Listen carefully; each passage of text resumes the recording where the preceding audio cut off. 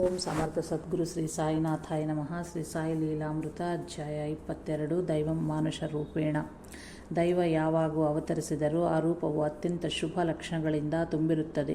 ಶ್ರೀರಾಮನ ರೂಪವು ಪುರುಷರನ್ನು ಮೋಹಿಸುತ್ತಿತ್ತೆಂದು ರಾಮಾಯಣ ಹೇಳುತ್ತದೆ.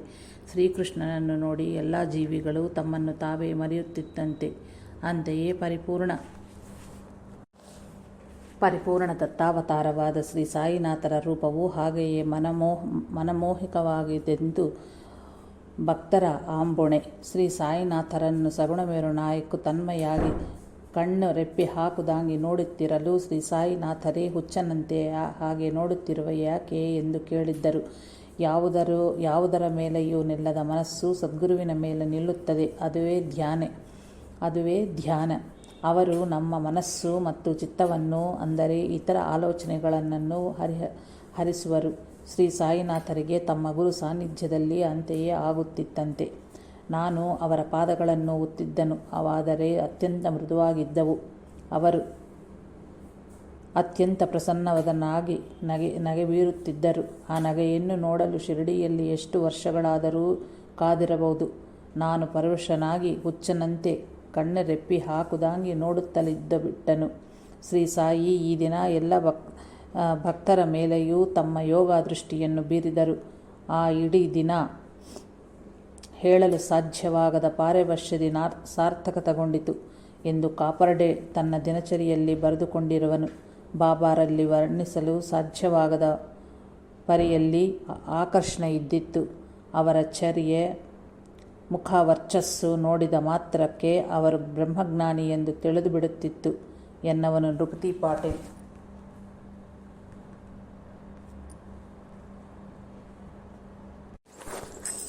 ಶ್ರೀ ಸಾಯಿನಾಥರನ್ನು ದರ್ಶಿಸಿದ ತನ್ನ ಅನುಭವವನ್ನು ಹೇಮಠ್ ಪಂತು ಹೀಗೆ ಬರೆದಿರುವನು. ನಾನು ಶಿರಡಿಯಲ್ಲಿ ಇಳುತ್ತಂತೆಯೇ ತಾತ್ಯಾ ಸಾಹೇಬ್ ನೂಲ್ಕರ್ ಮಸೀದಿಯಿಂದ ಹಿಂದುತಿರುಗಿ ಬಂದು ಬೇಗ ಹೊರಡು ಭಕ್ತರೊಂದಿಗೆ ಬಾಬಾ ವಾಡದ ತಿರುವಿನ ಬಳಿಗೆ ಬಂದಿರುವರು. ಅವರು ಲೆಂಡಿ ತೋಟಕ್ಕೆ ಹೋಗುವ ಮುನ್ನವೇ ಪಾದ ನಮಸ್ಕಾರ ಮಾಡಿಕೊಳ್ಳೋಣ ಎಂದನು. ನಾನು ಸರಸರ ಬಾಬಾರಿದ್ದ ಜಾಗಕ್ಕೆ ಹೋಗಿ ಆ ಮಣ್ಣಿನ ಭೂಮಿಯ ಮೇಲೆಯೇ ಅವರ ಪಾದಗಳಿಗೆ ಸಾಷ್ಟಾಂಗ ನಮಸ್ಕಾರ ಮಾಡಿದೆನು. ಆಗ ನನ್ನ ಸಂತೋಷಕ್ಕೆ ಪಾರವೇ ಇರಲಿಲ್ಲ. ನಾನಾ ಸಾಹೇಬ್ ಹೇಳುತ್ತಿದ್ದಕ್ಕಿಂತಲೂ ಅವರಲ್ಲಿ ಶ್ರೇಷ್ಠತೆಯ ಬಹು ಹೆಚ್ಚಾಗಿ ಕಂಡನು. ಅವರ ದರ್ಶನ ಲಾಭದಿಂದ ನನ್ನ ಜನ್ಮ ಧನ್ಯವಾಯಿತೆಂದನಿಸಿತು. ಅವರನ್ನು ನೋಡುತ್ತಲೇ ನನ್ನ ಕಣ್ಣುಗಳು ಆನಂದ ಬಾಷ್ಪದಿಂದ ತುಂಬಿ ಹೋಯಿತು. ಹಸಿವು, ಬಾಯಾರಿಕೆಗಳು ಅದೃಶ್ಯವಾದವು. ನನ್ನ ಜ್ಞಾನೇಂದ್ರಿಯಗಳು ಸ್ಥಿರವಾಗಿ ನಿಂತವು. ಸಾಯಿ ಪಾದಗಳನ್ನು ಸ್ಪರ್ಶಿಸಿದ ನಂತರ ನನಗುಂಟಾದ ದಿವ್ಯಾನುಭೂತಿಯಾದರೆ ನನ್ನ ಇಡೀ ಜೀವನಕ್ಕೆ ದೊರೆತ ಅಹೋಭಾಗ್ಯವೇ ಹೌದು. ಆಗನಿಂದಲೂ ನನಗೆ ಹೊಸ ಜೀವನ ಪ್ರಾರಂಭವಾಯಿತು. ನನ್ನ ಮನಸ್ಸಿನಲ್ಲಿಯ ಎಲ್ಲ ಸಂದೇಹಗಳು ನಶಿಸಿ ಹೋದವು. ಪರಿಮಿತಿಯಿಲ್ಲದ ಆನಂದದ ಕಟ್ಟೆ ಹೊಡೆದು ಮಹಾಮಾರವಾಯಿತು. ಸಾಯಿ ಸನ್ನಿಧಿ ನಮ್ಮ ಮನಸ್ಸಿನ ಸ್ಥಿತಿಯನ್ನು ಬದಲಾಯಿಸುವುದು. ಗತಿಸಿ ಹೋದ ಜೀವನದ ಸ್ಥಿತಿಗತಿಗಳು ಮಾಯವಾಗಿ ಇಂದ್ರಿಯ ವಿಷಯಗಳ ಬಗ್ಗೆ ಕ್ರಮಕ್ರಮವಾಗಿ ವೈರಾಗ್ಯ ಉದಯಿಸುವುದು. ಅವರ ದರ್ಶನ ಮಾತ್ರದಿಂದ ನಾನು ಪವಿತ್ರವಾದನು. ಸಾಯಿನಾಥರ ರೂಪದಿಂದ ಕಣ್ಣುಗಳನ್ನು ತುಂಬಿಕೊಂಡರೆ ಈ ಇಡೀ ಸೃಷ್ಟಿಯೇ ಸಾಯಿನಾಥರ ರೂಪವಾಗಿ ಗೋಚರಿಸುವುದು. ಸದ್ಗುರು ಎಂಬ ಶಬ್ದ ಸ್ಮೃತಿ ಪಟಲಕ್ಕೆ ಬಂದ ತಕ್ಷಣವೇ ಶ್ರೀ ಸಾಯಿನಾಥರೇ ಮನಸ್ಸಿಗೆ ಸ್ಫುರಣೆಗೊಳ್ಳವರು. ಊದಿಯನ್ನು ನಮ್ಮ ಹಣೆಗೆ ಹಚ್ಚಿ ಆಶೀರ್ವಾದ ಆಗಿ ತಮ್ಮ ಅಮೃತ ಹಸ್ತವನ್ನು ನಮ್ಮ ಶಿರಸ್ಸಿನ ಮೇಲಿರಿಸಿದಂತೆ ದರ್ಶನವೀಯುವರು.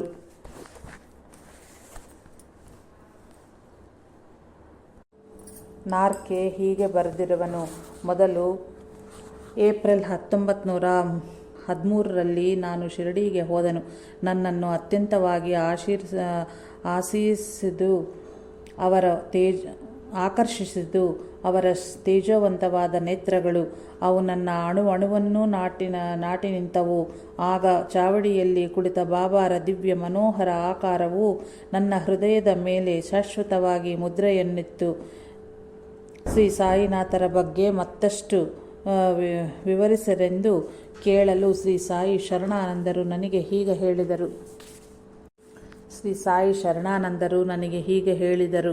ಸಾಯಿಬಾಬಾ 5.5 ಅಡಿ ಉದ್ದವಿದ್ದರು. ಅವರು ಸಣ್ಣ ಅಥವಾ ದಪ್ಪವೂ ಅಲ್ಲದೆ ಮಧ್ಯಮ ಶರೀರ ವರ್ಗದವರಾಗಿದ್ದರು. ಅದು ಹೊಂಬಣ್ಣ ಬಂಗಾರದ ಹಳದಿಯಿಂದ ಹೊಳೆಯುತ್ತಿತ್ತು. ಅವರ ಕಣ್ಣುಗುಡ್ಡು ನೀಲಿ ಬಣ್ಣದವಾಗಿತ್ತು. ರಾತ್ರಿಯ ಕತ್ತಲೊಳಗೆ ಹೊಳೆಯುತ್ತಿದ್ದವು. ಅದರ ಬಗ್ಗೆ ಭಕ್ತರು ವಿಶೇಷವಾಗಿ ಮಾತನಾಡಿಕೊಳ್ಳುತ್ತಿದ್ದರು. ಅವರ ನಗುವಾದರೂ ಅತ್ಯಂತ ಮೃದು ಮಧುರವಾಗಿತ್ತು. ಉದ್ದವರಾವ್ ದೇಶಪಾಂಡೆ ಹೀಗೆ ಶ್ರೀ ಸಾಯಿಯ ದಿವ್ಯ ಲೀಲೆಗಳು ಅತಿ ಮನೋಹರವಾದ. ಅವರ ರೂಪವು ಅತ್ಯಂತ ಪರಿಶುದ್ಧವಾದ ಸಾಧು ಜೀವನ. ಜನರನ್ನು ಸುದೂರ ಪ್ರಾಂತಗಳಿಂದಲೂ ಸೂಜಿಗಳಲ್ಲಂತೆ ಶಿರಡಿಗೆ ಬರುವಂತ ಸೆಳೆಯುತ್ತಿದ್ದವು. ಶ್ರೀಮಂತರಿದ್ದ ಕಾಣಿಕೆಗಳಿಂದಲೂ ಬೆಳಿಬಾಳುವ ವಸ್ತು ವಿಷಯಗಳಿಂದಲೂ ಅಲ್ಲೊಂದು ಸಂಸ್ಥಾನ ಏರ್ಪಾಟಾಯಿತು. ಆದರೆ ಬಾಬಾ ಮಾತ್ರ ತಮ್ಮ ಫಕೀರ ಆದರ್ಶ ಭಿಕ್ಷು ಜೀವನದಲ್ಲಿ ಯಾವ ಬದಲಾವಣೆಯನ್ನೂ ಆಗಗೂಡಲಿಲ್ಲ. ಅವರು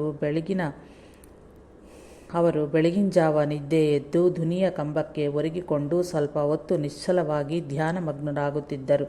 ಅನಂತರ ಅಲ್ಲಿಯೇ ನಿಂತು ಅರಿಯಲಾಗದ ರೀತಿಯಲ್ಲಿ ಭಂಗಿಗಳನ್ನು ತಾಳಿ ಮೇಲುದನಿಯಲ್ಲಿ ಯಾ ದೇಹಕ್ ದೈವವನ್ನು ಸದಾ ಸ್ಮರಿಸಬೇಕು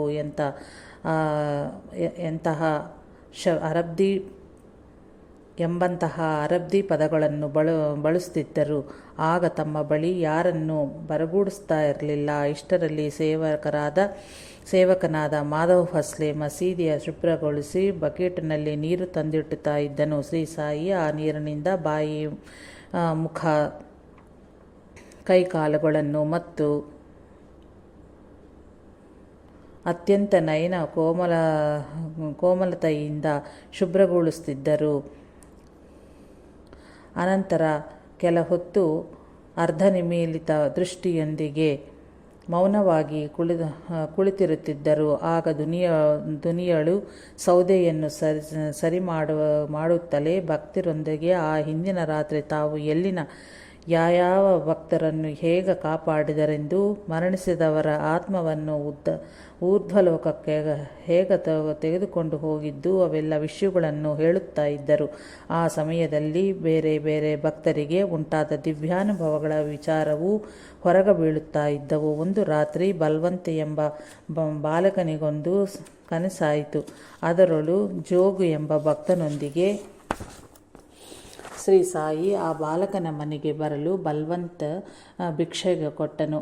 ಅದು ಕನಸು ಮಾತ್ರ ಅಲ್ಲವೇ ಎಂದು ಯಾರೂ ಹಚ್ಚಿಕೊಳ್ಳಲಿಲ್ಲ. ಆದರೆ ಮರುದಿನ ಅವನು ಮಸೀದಿಗೆ ಬರುತ್ತಲೇ, ಶ್ರೀ ಬಾಬಾ, ನಿನ್ನೆ ನಿಮ್ಮ ಮನೆಗೆ ಬಂದನು. ಭಿಕ್ಷಾ ಕೊಟ್ಟಿ, ಆದರೆ ದಕ್ಷಿಣೆ ಕೊಟ್ಟಿಲ್ಲ. 21 ರೂಗಳನ್ನು ಕೊಡು ಎಂದರು. ಬಲ್ವಂತ್ ದಕ್ಷಿಣೆ ತಂದು ಸಮರ್ಪಿಸಿದನು. ಮರುದಿನ ಕಾಪರ್ಡೆಗೆ ಶ್ರೀ ಸಾಯಿನಾಥರು ಮತ್ತೆ ಚಿಲಿಂ ಸೇದಲಿತ್ತರು. ಅದರ ಹೊಗೆಯನ್ನು ಸೇದುತ್ತಲೇ ಅವನ ಎಲ್ಲ ಸಂಶಯಗಳು ಸರಿದು ಹೋಗಿ ಅತ್ಯಂತ ಆನಂದ ಪ್ರಾಪ್ತಿಯಾಯಿತು. ಒಮ್ಮೆ ಶ್ರೀ ಸಾಯಿ ದುನಿಯಳು ತಮ್ಮ ಕೈಯನ್ನಿರಿಸಿ ಬೇರೊಂದು ಗ್ರಾಮದಳು ಕಮ್ಮಾರನ ಹೆಂಡತಿ ತಿರಿಯುತ್ತಿರಲು ಗಂಡನು ಕರೆದ ಎದ್ದು ಹೋಗುವ ಸಮಯದಲ್ಲಿ ಮಡಿಲಲ್ಲಿದ್ದ ಮಗುವು ಜಾರಿ ಕುಲುಮೆಯೊಳಗೆ ಬೀಳಿತ್ತರಲು ಅದನ್ನು ರಕ್ಷಿಸಿದರು. ಆಗ ಶ್ರೀ ಬಾಬಾ ಕೈ ಆಳವಾಗಿ ಸುಟ್ಟಿತ್ತು. ಅದನ್ನು ನೋಡಿ ತಾತ್ಯ ಕಣ್ಣೀರು ಹರಿಸಿದನು. ಆಗ ಶ್ರೀ ಸಾಯಿ ನಕ್ಕಿ, ತಾತ್ಯ, ಯಾಕ ಅಳುವೆ? 2000 ಬೆರಣಿಗಳನ್ನು ಜೋಡಿಸಿ ಅದರ ಮೇಲೆ ಈ ಶರೀರವನ್ನು ಇರಿಸಿ ಸುಟ್ಟರೂ ನಾವು ಚಲಿಸಬಾರದು. ನಿಜವಾದ ಜ್ಞಾನಕ್ಕೆ ಅದೇ ಅಳತೆಗಳು ಎಂದರು. ಆಗನಿಂದ ಕುಷ್ಠರೋಗಿಯಾದ ಭಾಗೋಜಿ ಎಂಬ ಭಕ್ತನು ಅವರ ಕೈಗೆ ನಿತ್ಯವೂ ತುಪ್ಪವನ್ನು ಲೇಪಿಸಿ ಎಲೆಗಳನ್ನು ಅರಿಸಿ ಕಟ್ಟುತ್ತಾ ಇದ್ದನು. ಅವನು ತನ್ನ ಶ್ರದ್ಧೆಯನ್ನು ಕಾಪಾಡಿಕೊಳ್ಳಲು ಸಾಧನವೆಂದಿರಬಹುದು. ಆ ಗಾಯ ಗುಣವಾದ ಅನಂತರವೂ ಶ್ರೀ ಸಾಯಿ ತಮ್ಮ ಭೌತಿಕ ಶರೀರ ಜೀವನಾದ್ಯಂತವೂ ಅವನಿಂದ ಆ ಸೇವೆಯನ್ನು ಮಾಡಿಸಿಕೊಳ್ಳುತ್ತಿದ್ದರು. ಅದು ಪೂರ್ಣಗೊಳ್ಳಲು ಬೆಳಿಗ್ಗೆ 7:30 ಗಂಟೆ ಆಗುತ್ತಾ ಇತ್ತು. ಶಿರಡಿಗೆ ಬಂದ ಮೊದಲೇ ದಿನಗಳಲ್ಲಿ ಶ್ರೀ ಬಾಬಾ 3 ಅಥವಾ 4 ದಿನಗಳೊಮ್ಮೆ ಆ ಸಮಯದಲ್ಲಿ ಬಾವಿಯ ಬಳಿ ತೆರಳಿ ಕಾಲು ಕೈಗಳನ್ನು ತೊಳೆದುಕೊಂಡು ಬಾಯಲ್ಲಿ ನೀರು ಪುಕ್ಕಳಿಸಿ ಉಗಿದ ನೀರನ್ನು ಕುಷ್ಠರೋಗಿಗಳು ತಮ್ಮ ಶರೀರಕ್ಕೆ ಲೇಪಿಸಿಕೊಳ್ಳುತ್ತಿದ್ದರು. ಬಹುಮಂದಿಗೆ ಆ ವ್ಯಾಧಿ ಕಡಿಮೆ ಆಗುತ್ತಾ ಬಂತು. ಬರುತ್ತಾ ಭಕ್ತರು 2 ತಾಮ್ರದ ಹಂಡೆಗಳ ಬಿಸಿನೀರು, 2 ಬಿಂದೆಗಳಷ್ಟು ತಣ್ಣೀರು ಮಸೀದಿಯಲ್ಲಿ ಇರಿಸಿ ಸುತ್ತಲೂ ತೆರೆಗಳನ್ನು ಇಳಿಬಿಡುತ್ತಾ ಇದ್ದರು. ಶ್ರೀ ಸಾಯಿನಾಥ ಮಹಾರಾಜರು ಆ ನೀರನ್ನು ಬೆರೆಸಿಕೊಂಡು ಸುಮಾರು 1.5 ಗಂಟೆ ಸಮಯ ಸ್ನಾನಗೈದು ದುನಿಯ ಬಳಿ ನಿಲ್ಲುತ್ತಿದ್ದರು. ಸನ್ನಿಹಿತ ಸೇವಕರು ಬೆನ್ನು, ಕುತ್ತಿಗೆ ಮತ್ತು ತಲೆಯನ್ನು ಮೃದುವಾಗಿ ಒರೆಸ್ತಾ ಇದ್ದರು. ಯೋಗಿಗಳಿಗೆ ತಣ್ಣೀರ ಸ್ನಾನ ಆಗಲಿ ಅಥವಾ ಸ್ನಾನ ಮಾಡಿಯೇ ತೀರಬೇಕೆಂಬ ನಿಯಮಗಳನ್ನು ಯೋಗಶಾಸ್ತ್ರ ಗ್ರಂಥಗಳು ನಿಷೇಧಿಸಿರುವವು. ಅಷ್ಟೇ ಅಲ್ಲ, ಯಾರಾದರೂ ಸ್ನಾನ ಮಾಡಿರೆಂದು ಹೇಳಿದರೆ, ನಾನು ಈಗಲೇ ಕಾಶಿ ತೆರಳಿ ಗಂಗೆಯಲ್ಲಿ ಸ್ನಾನ ಮಾಡಿ ಬಂದೆನು, ಮತ್ತೆ ಇಲ್ಲಿ ಸ್ನಾನ ಯಾತಕ್ಕೆ ಎನ್ನುತ್ತಿದ್ದರು. ನಿತ್ಯವೂ ಕಾಶಿಯಲ್ಲಿ ಸ್ನಾನಗೈಯುವುದು ಶ್ರೀ ದತ್ತಾತ್ರೇಯ ಆಚಾರ ಕ್ರಮವು. ಅಂದರೆ ಅವರೇ ದತ್ತಾತ್ರೇಯರೆಂದು ಸೂಚಿಸಿರುವರೆಂದಾಯಿತು. ಹೀಗೆ ಒಮ್ಮೊಮ್ಮೆ ಅವರು 6 ವಾರಗಳವರೆಗೂ ಸ್ನಾನ ಮಾಡುತ್ತಾರೆ ಇರಲಿಲ್ಲ. ಸ್ನಾನವಾದ ಅನಂತರ ಬಣ್ಣದ ವಸ್ತ್ರವನ್ನು ಉಟ್ಟಿಕೊಂಡು ಒಮ್ಮೊಮ್ಮೆ ಕಫ್ನಿಯನ್ನು ನೆನೆಸಿ ದುನಿಯ ಜ್ವಾಲೆಗಳಿಗೆ ಶಾಖದಿಂದ ಆರಿಸಿ ಮತ್ತೆ ಹಾಕುತ್ತಾ ಇದ್ದರು. ಆ ಕಫ್ನಿ ಮತ್ತು ತಲೆಗೆ ಸುತ್ತುವ ವಸ್ತ್ರವನ್ನು ಅವರು ಕೆಲವು ತಿಂಗಳವರೆಗೂ ಬದಲಾಯಿಸ್ತಾ ಇರಲಿಲ್ಲ. ಅವುಗಳನ್ನು ಬದಲಾಯಿಸಬೇಕಾದರೆ ಕಾಶಿನಾಥನೆಂಬ ದರ್ಜಿ ಎಂದು ಕರೆಸಿ ಹೊಸದನ್ನು ಅಂತ ಹೇಳುತ್ತಾ ಇದ್ದರು. ಅವನು ತಂದುಗೂಡನೆ ಅದನ್ನು ಧರಿಸಿ ಹಳೆಯದನ್ನು ದುನಿಗೆ ಸಮರ್ಪಿಸಿ ನಮಸ್ಕರಿಸುತ್ತಿದ್ದರು. ಒಮ್ಮೊಮ್ಮೆ ಕೆಲವು ಭಕ್ತರಿಗೆ ಆ ಶೇಷ ವಸ್ತ್ರವ ಅಂದರೆ ಹಳೆಯ ಕಫ್ನಿಯನ್ನು ಪ್ರಸಾದವಾಗಿ ನೀಡುತ್ತಿದ್ದರು. ಅವರು ಕಫ್ನಿ ಬದಲಾಯಿಸುವುದು ತುಂಬ ನಿಧಾನವಾಗಿ ಹಳೆಯ ಕಫ್ನಿ ಹರಿದು ಹೋಗುತ್ತಾ ಇತ್ತು. ಆಗ ತಾತ್ಯಾ ಬಾಬಾರ ಬಳಿ ಸೇರಿ ಅದನ್ನು ಪರೀಕ್ಷಿಸುವಂತ ನೋಡಿ ಆ ಹರಿದ ಭಾಗವನ್ನು ತನ್ನ ಕೈ ಬೆಟ್ಟುಗಳಿಂದ ಇನ್ನೂ ದೊಡ್ಡದಾಗಿ ಮಾಡುತ್ತಿದ್ದನು. ಆದರೂ ಶ್ರೀ ಸಾಯಿ ಹೊಸದನ್ನು ಕೊಳ್ಳುವ ಬದಲಾಗಿ ಮಧ್ಯಾಹ್ನ ಏಕಾಂತದ ಸಮಯದಲ್ಲಿ ಒಂದು ಮುಳ್ಳನ್ನು ಸೂಜಿಯಾಗಿ ಮಾಡಿಕೊಂಡು ಆ ಹರಿದ ಭಾಗಗಳನ್ನು ಹೊಲುಕುತ್ತಾ ಇದ್ದರು. ಅಂತೆಯೇ ಅವರಿಗೆ ಮನ ಬಂದಾಗ ಬಾಲ ಎಂಬ ಕ್ಷೌರಿಕನಿಂದ ತಮ್ಮ ತಲೆಯನ್ನು ನುಣ್ಣಗ ಬೋಳಿಸಿಕೊಂಡು ಮೀಸವನ್ನು ಸಣ್ಣದಾಗಿ ಕತ್ತರಿಸಿಕೊಂಡು ಮುಖಕ್ಷೌರ ಮಾಡಿಸಿಕೊಳ್ಳುತ್ತಾ ಇದ್ದರು. ದರ್ಜಿಗಾಗಲಿ ಕ್ಷೌರ ಮಾಡಿದವನಿಗಾಗಲಿ ಕೈಗೆ ಬಂದಷ್ಟು ಹಣ ಕೊಡುತ್ತಾ ಇದ್ದರು. ಆದರೆ ಅದು ಯಾವಾಗಲೂ ಅವರ ಕೆಲಸದ ಪ್ರತಿಫಲಕ್ಕಿಂತಲೂ ಬಹು ಹೆಚ್ಚಾಗಿ ಇರುತ್ತಾ ಇತ್ತು. ಶ್ರೀ ಸಾಯಿ ಅತ್ಯಂತ ಮಿತಭಾಷಿ, ಹೆಚ್ಚಾಗಿ ಅರ್ಧನಿಮೀಲಿತ ದೃಷ್ಟಿಯಿಂದ ಭಕ್ತರು ಬರುತ್ತಂತೆಯೇ ಒಂದು ಬಾರಿ ಅವರ ಕಡೆ ನೋಡುತ್ತಾ ಇದ್ದರು. ಮಕ್ಕಳೊಂದಿಗೆ ವಿನೋದದಿಂದ ಮಾತನಾಡುತ್ತಾ ಒಡನಾಡುತ್ತಾ ಇದ್ದರು.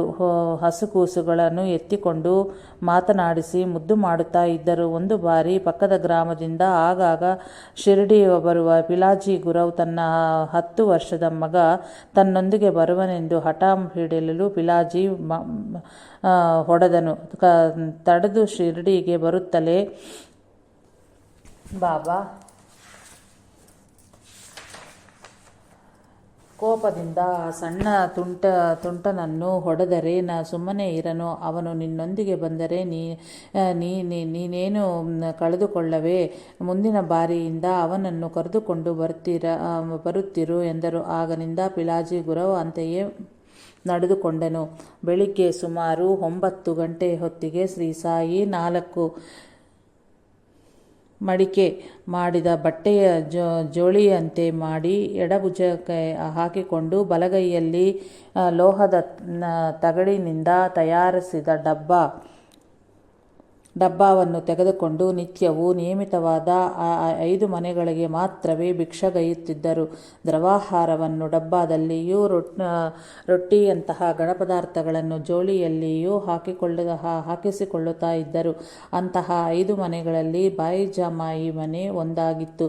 ಶ್ರೀಬಾಬಾ ಮನೆಯ ಮುಂದೆ ಬಂದು ನಿಂತು, ಆಬಾದೆ ಬಾಯಾಜಿ ಮಾಮಿ ರೋಟಿ ಲಾವೋ, ಸನ್ಮಂಗಳ ವೃದ್ಧಿಯಾಗಲಿ, ಬಾಯಾಜಿ ಮಾಯಿ ರೋಟಿ ತಾ ಎಂದು ಕೂಗಿ ಕರೆಯಲು ಆ ಮಮತೆಯ ಮಾತೆಯು ತನ್ನ ಕೆಲಸಗಳನ್ನು ನಿಲ್ಲಿಸಿ ಶ್ರೀಬಾಬಾರನ್ನು ಸ್ವಾಗತಿಸಿ ಅವರ ಎದುರು ಕುಳಿತುಕೊಳ್ಳುತ್ತಿದ್ದಳು. ಆಗ 7-8 ವರ್ಷಗಳಾಗಿದ್ದ ಆಕೆಯ ಮಗ ತಾತ್ಯ ಬಾಬಾರ ಭುಜದ ಮೇಲೆ ಹತ್ತಿ ಆಡುವುದು ಅಥವಾ ಅವರ ಮಡಿಲಲ್ಲಿ ಹೊರಳಾಡುವುದು ಮಾಡುತ್ತಿದ್ದನು. ಆಕೆ ಅವನನ್ನು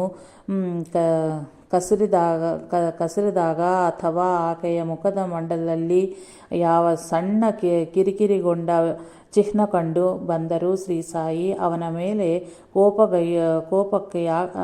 ಕೋಪಗೊಳ್ಳವೇ, ಯಾಕಮ್ಮ, ಅವನಿಷ್ಟ ಬಂದಂತ ಇರ್ಲಿ ಬಿಡು ಎನ್ನುತ್ತಿದ್ದರು. ಹೀಗೆ ಭಿಕ್ಷ ಸ್ವೀಕರಿಸಿ ತಂದು ಮಸೀದಿಯ ಸೇರುತ್ತಂತೆಯೇ ಶ್ರೀಬಾಬಾ 1 ರೊಟ್ಟಿ ಮತ್ತು ಸ್ವಲ್ಪ ಅನ್ನವನ್ನು ಧುನಿಗೆ ಆಹುತಿಯಾಗಿ ಸಮರ್ಪಿಸಿ ಮಿಕ್ಕಿದ್ದೆಲ್ಲವನ್ನು ಒಂದು ಮಣ್ಣಿನ ಪಾತ್ರೆಯಲ್ಲಿ ಕೊಳಂಬ ಹಾಕಿ ಮಜ್ಜಿಗೆ ಹಾಕಿ ಮುಚ್ಚಳ ಮುಚ್ಚದೆ ಇರಿಸುತ್ತಿದ್ದರು. ಮೊದಲ ದಿನಗಳಲ್ಲಿ ಸಾಯಿ ಭಿಕ್ಷುಕರು ಸೇವಕರು ಆದ್ದರಿಂದ ತಮಗೆ ಬೇಕಾದಷ್ಟವನ್ನು ತೆಗೆದುಕೊಳ್ಳುತ್ತಿದ್ದರು. ಅವರು ಯಾವ ಪ್ರಾಣಿಯನ್ನು ಅಸಹಿಸಿಕೊಂಡಲಿಲ್ಲ. ಎಲ್ಲರೂ ತಗೊಂಡು ಹೋದ ಮೇಲೆ ಮಿಕ್ಕಿದ ಉಳಿದನ್ನ ಪದಾರ್ಥವನ್ನು ರುಚಿ ವಿಚಕ್ಷಣೆ ಇಲ್ಲದೆ ಸೇರಿಸಿ ಕೆಲವು ತುತ್ತುಗಳನ್ನು ಮಾತ್ರ ತಿನ್ನುತ್ತಿದ್ದರು. ಹಿಂದೂ ಧರ್ಮದ ಪ್ರಕಾರ ಅವರು ನೈಷ್ಠಿಕ ಬ್ರಹ್ಮಚಾರಿ. ಆದ್ದರಿಂದಲೇ ತಮ್ಮ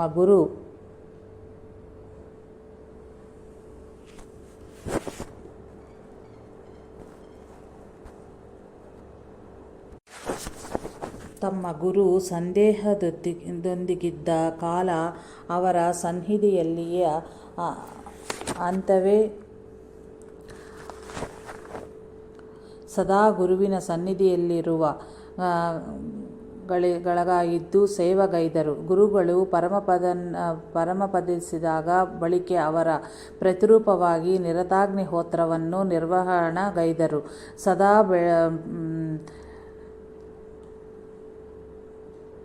ಸದಾ ಬೆಳ್ಳಿನ ಕೋರ ವಸ್ತ್ರವನ್ನು ಉಡುತ್ತಿದ್ದರು. ಲೆಂಡಿ ತೋಟಕ್ಕೆ ಹೋಗುವ ಸಮಯವನ್ನು ಹೊರತುಪಡಿಸಿದಲ್ಲಿ ಬೇರವ ಸಮಯದಲ್ಲಿಯೂ ಪಾದರಕ್ಷೆಗಳನ್ನು ಧರಿಸ್ತಾ ಇರಲಿಲ್ಲ.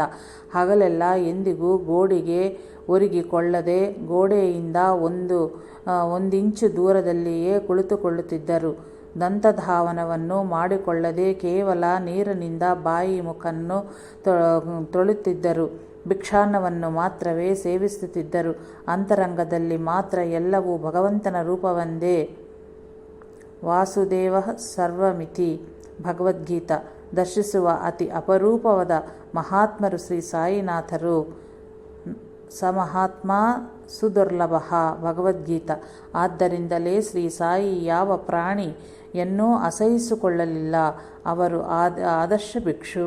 ಯಾರನ್ನೂ ಭಿಕ್ಷಕ್ಕಾಗಿ ಪೀಡಿಸ್ತಾ ಇರಲಿಲ್ಲ. ಶ್ರೀಬಾಬಾ ಶಿರಡಿಯನ್ನು ಸೇರಿದ 2 ವರ್ಷಗಳಿಗೆ ಆ ಪ್ರಾಂತದಲ್ಲಿ ಕ್ಷಾಮ ಎದುರಾಯಿತು. ಆಗ ಶ್ರೀಮಂತರಾದ ನಂದೂ ತಾತ್ಯಾರ ಮನೆಗಳಲ್ಲಿ ಮಾತ್ರವೇ ಒಂದೊಂದು ಮನೆಯಿಂದ ಅರ್ಧ ರೊಟ್ಟಿಯನ್ನು ಮಾತ್ರವೇ ಶ್ರೀ ಸಾಯಿ ಸ್ವೀಕರಿಸುತ್ತಿದ್ದರು.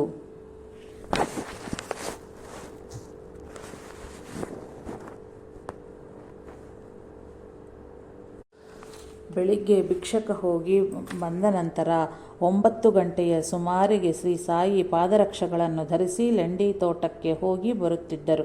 ಭಕ್ತರು ದಾರಿಯುದ್ದಕ್ಕೂ ಅವರಿಗೆ ಕೊಡೆಯನ್ನು ಹಿಡುತ್ತಿದ್ದರು. ಆಗ ತೆಗೆದ ಛಾಯಾಚಿತ್ರದಲ್ಲಿ ಅವರಿಗೆ ಎಡಭಾಗದಲ್ಲಿ ಬೂಟಿ, ಬಲಭಾಗದಲ್ಲಿ ನಿಮೋನ್ಕರ್ ಛತ್ರವನ್ನು ಹಿಡಿದು ಭಾಗೋಜಿ ಕಾಣಸಿಗುವರು. ಇವರೆಲ್ಲರನ್ನೂ ಲೆಂಡಿ ತೋಟದ ಹೊರಗೆ ಬಿಟ್ಟು ಅಬ್ದುಲ್ಲಾನೊಂದಿಗೆ ಸೇರಿ ಲೆಂಡಿ ತೋಟದಲ್ಲಿ ಸ್ವಲ್ಪ ಹೊತ್ತು ಕಳೆದು ಬರುತ್ತಾ ಇದ್ದರು. ಸುಮಾರು 10:30 ಗಂಟೆಯ ಸಮಯದಲ್ಲಿ ಅವರು ಮಸೀದಿಗೆ ಸೇರಿದ ಅನಂತರ ಗಾಯಕರು, ನರ್ತಕರು, ನರ್ತಕಿಯರು, ಗಾರಡಿಯವರು ಶ್ರೀ ಬಾಬಾರ ಮುಂದೆ ತಮ್ಮ ಕಳಾ ಪ್ರದಕ್ಷಿಣೆ ಮಾಡುತ್ತಿದ್ದರು. ಇಲ್ಲದಿದ್ದಲ್ಲಿ ಮಧ್ಯಾಹ್ನದವರೆಗೂ ಅವರು ಭಕ್ತರೊಂದಿಗೆ ಮಾತನಾಡುತ್ತಲೇ ಬಹಳಷ್ಟು ಕಥೆಗಳನ್ನು ಹೇಳುತ್ತಿದ್ದರು. ಒಂದು ದಿನ ಭಕ್ತರು ಅವರನ್ನು ಪೂಜಿಸುತ್ತಿರಲು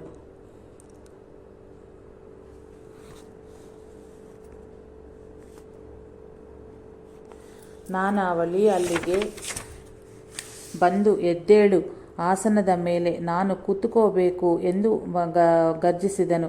ಶ್ರೀ ಸಾಯಿ ಅತ್ಯಂತ ನಿರ್ಲಿಪ್ತತೆಯಿಂದ ಎದ್ದು ನಿಂತರು. ಆ ಸ್ಥಾನದಲ್ಲಿ ನಾನಾವಳಿ ಕುಳಿತುಕೊಂಡು ಮರುಕ್ಷಣವೇ ಎದ್ದು ಶ್ರೀ ಸಾಯಿಬಾಬಾ ಅವರಿಗೆ ನಮಸ್ಕರಿಸಿ ಹೊರಟು ಹೋದನು. ಮತ್ತೊಮ್ಮೆ ಹರಿದ್ವಾರ ಬುವಾ ಎಂಬ ಸಾಧು ಪ್ರತಿದಿನವೂ ಮಸೀದಿಯಲ್ಲಿ ಒಂದೇ ಸ್ಥಳದಲ್ಲಿ ಕುಳಿತುಕೊಳ್ಳುತ್ತಿದ್ದನು. ಒಂದು ದಿನ ಒಂದು ಸಣ್ಣ ಮಗುವು ಬಂದು ಮುಂಚೆನೇ ಬಂದು ಅಲ್ಲಿ ಕೂತಿತ್ತು. ಆ ಸಾಧು ಆ ಮಗುವನ್ನು ಕಸರಿ ಅಲ್ಲಿಂದ ಎಬ್ಬಿಸಿ ತಾನು ಅಲ್ಲಿ ಕೂತನು. ತಕ್ಷಣವೇ ಶ್ರೀ ಬಾಬಾ ಅವರು ಉಗ್ರರಾಗಿ ಮಸೀದಿಯಿಂದ ಎಲ್ಲರನ್ನೂ ಹೊರಗ ನೆಟ್ಟಿದರು. ಸ್ವಲ್ಪ ಹೊತ್ತು ನಂತರ ಆ ಸಾಧು ಮತ್ತೆ ಅಲ್ಲಿ ಕೂತುಕೊಳ್ಳಲು ಮುಂದಾಗುತ್ತಂತೆಯೇ ಶ್ರೀ ಸಾಯಿ ಅವನನ್ನು ಮತ್ತೆ ಹೊರಗ ನೆಟ್ಟಿದರು. ಸೃಷ್ಟಿಯಲ್ಲಿ ಎಲ್ಲಕ್ಕೂ ಭಗವಂತನೇ ಒಡೆಯನಾದಲ್ಲಿ ಪ್ರತಿದಿನವೂ ಸ್ವಲ್ಪ ಹೊತ್ತು ಕುಳಿತುಕೊಂಡವಷ್ಟು ಮಾತ್ರಕ್ಕೆ ಯಾವ ಪ್ರದೇಶವೇ ಆದರೂ ಆ ಸಾಧುವುದಾಗಲಿ ಅಥವಾ ತಮ್ಮದಾಗಲಿ ಹೇಗಾಗಿತ್ತಂತೂ ಮೇಲೆ ಹೇಳಿದ 2 ಸಂದರ್ಭಗಳಲ್ಲಿ ಶ್ರೀ ಬಾಬಾರ ಭಾವ ಆಗಿರಬಹುದು.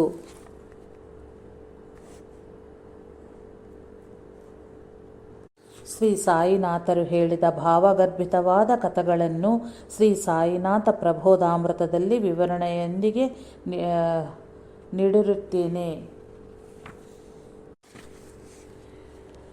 ಕೆಲವು ಭಕ್ತರು ತಮ್ಮ ಭೋಜನದಿಂದ ಮೊದಲು ಸ್ವಲ್ಪ ಭಾಗವನ್ನು ಶ್ರೀ ಸಾಯಿನಾಥರಿಗೆ ಅರ್ಪಿಸುತ್ತಿದ್ದರು. ಅವರು ಅದರೊಳಗೆ ಸ್ವಲ್ಪ ಭಾಗವನ್ನು ಭಕ್ತರಿಗೆ ಹಂಚಿ ತಟ್ಟೆಯಲ್ಲಿ ಸ್ವಲ್ಪ ಉಳಿಸಿ ಮತ್ತೆ ಹಿಂದಿರುಗಿ ಕೊಡ್ತಾ ಇದ್ದರು. ಅನಂತರ ಅವರು ಭಕ್ತರ ಪಂಕ್ತಿಯಲ್ಲಿ ಕುಳಿತು ಭೋಜನಗೈಯುತ್ತಾ ಇದ್ದರು. ಅವರ ಬಲಭಾಗದಲ್ಲಿ ತಾತ್ಯಾ ರಾಮಚಂದ್ರ ಪಾಟೀಲ್, ಬಯಾಜಿ ಪಾಟೀಲ್, ಎಡಭಾಗದಲ್ಲಿ ಬಡೇಬಾಬಾ, ಶ್ಯಾಮ ಬೂಟಿ, ಕಾಕಾ ದೀಕ್ಷಿತರು ಕೂತ್ಕೊಳ್ತಾ ಇದ್ದರು. ಸುತ್ತಲೂ ತೆರೆಗಳನ್ನು ಇಳಿಬಿಡುತ್ತಾ ಇದ್ದರು. ಅನಂತರ ಅದರೊಳಗೆ ಯಾರೂ ಪ್ರವೇಶಿಸ್ತಾ ಇರಲಿಲ್ಲ. ಆಗಾಗ ಆ ಪಂಕ್ತಿಯಲ್ಲಿ ಭಾಗೋಜಿ, ಮಾಧವ್ ಫಸ್ಲೆ, ನಿಮೋನ್ಕರು ಕೂತ್ಕೊಳ್ತಾ ಇದ್ದರು. ಸ್ಯಾಮನಿಗೆ ಮಾತ್ರ ಅವನ ಆಚಾರವಂತೆ ಪಾಯಸವನ್ನು ಮಾತ್ರವೇ ಶ್ರೀ ಬಾಬಾ ಬಡಿಸ್ತಾ ಇದ್ದರು. ಬೇಸಿಗೆಯ ಕಾಲದಲ್ಲಿ ಶ್ರೀ ಸಾಯಿ ಪ್ರತಿದಿನವೂ ಒಂದು ಮಾವಿನ ಹಣ್ಣನ್ನು ಸ್ವಲ್ಪ ರುಚಿ ನೋಡಿ ಭಕ್ತರೆಲ್ಲರಿಗೂ ಹಂಚುತ್ತಾ ಇದ್ದರು. ಅನಂತರ 1 ಸೇರು ಹಾಲು, 1 ಸೇರು ರೊಟ್ಟಿ, 1 ಸೇರು ಸಕ್ಕರೆಗಳನ್ನು ಒಂದು ಪಾತ್ರೆಯಲ್ಲಿ ಬೆರೆಸಿ ಕೂಡಿಸಿ ಪ್ರಸಾದವಾಗಿ ಹಂಚುತ್ತಾ ಇದ್ದರು. ಆಗ ಶ್ರೀ ಸಾಯಿನಾಥರೇ ಎಲ್ಲರ ತಟ್ಟೆಗಳನ್ನು ಖಾದ್ಯಗಳಿಂದ ತುಂಬುತ್ತಾ ಇದ್ದರು. ಭಕ್ತರು ಭೋಜನಾರ್ಥವಾಗಿ ತಮ್ಮ ಮಕ್ಕಳನ್ನು ಕರೆತಂದಾಗ ಮೊದಲು ಅವರಿಗೆ ಇಷ್ಟವಾದವುಗಳನ್ನು ಕೊಟ್ಟು ಅನಂತರ ಭೋಜನವನ್ನು ಬಡಿಸ್ತಾ ಇದ್ದರು.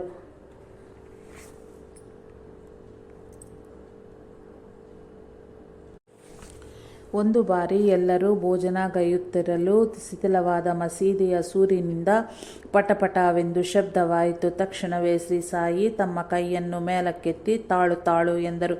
ಆ ಶಬ್ದ ನಿಂತಿತು. ಭೋಜನ ಮುಗಿಸಿ ಎಲ್ಲರೂ ಹೊರಗೆ ಬರುತ್ತಿದ್ದೆಯೇ ಮಸೀದಿಯ ಸೂರಿನಿಂದ ಒಂದು ಭಾಗವು ಸರಿಯಾಗಿ ಇವರುಗಳು ಕುಳಿತ ಸ್ಥಳದಲ್ಲಿಯೇ ಮುರಿದು ಬಿದ್ದಿತ್ತು. ಶ್ರೀ ಸಾಯಿ ತಾಳು ತಾಳೆಂದು ಯಾರಿಗೆ ಆದೇಶಿಸಿದರೋ ಎಂಬುದು ಆಗ ಎಲ್ಲರಿಗೂ ಅರ್ಥವಾಗಿ ಆಶ್ಚರ್ಯಚಕಿತರಾದರು.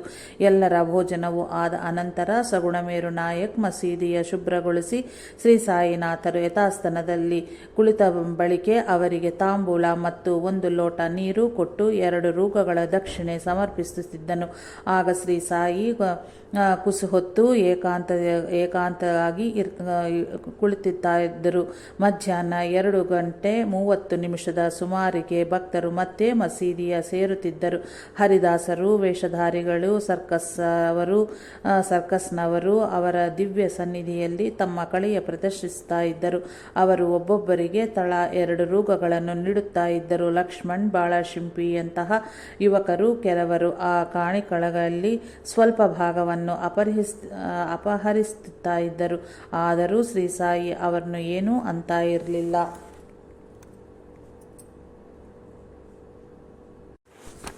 ಆ ಸಮಯದಲ್ಲಿ ಬಹಳಷ್ಟು ವಿಶೇಷಗಳು ನಡೆಯುತ್ತಿದ್ದವು. ಉದಾಹರಣೆಗೆ ಜನವರಿ 1, 1912 ಶ್ರೀ ಸಾಯಿ 3 ಕಥೆಗಳನ್ನು ಹೇಳಿದರು. 3ನೆಯ ಕಥೆಯನ್ನು ಪ್ರಾರಂಭಿಸಿದಂತೆಯೇ ಒಬ್ಬ ಫಕೀರು ಬಂದು ಅವರ ಪಾದಗಳನ್ನು ಸ್ಪರ್ಶಿಸಿದನು.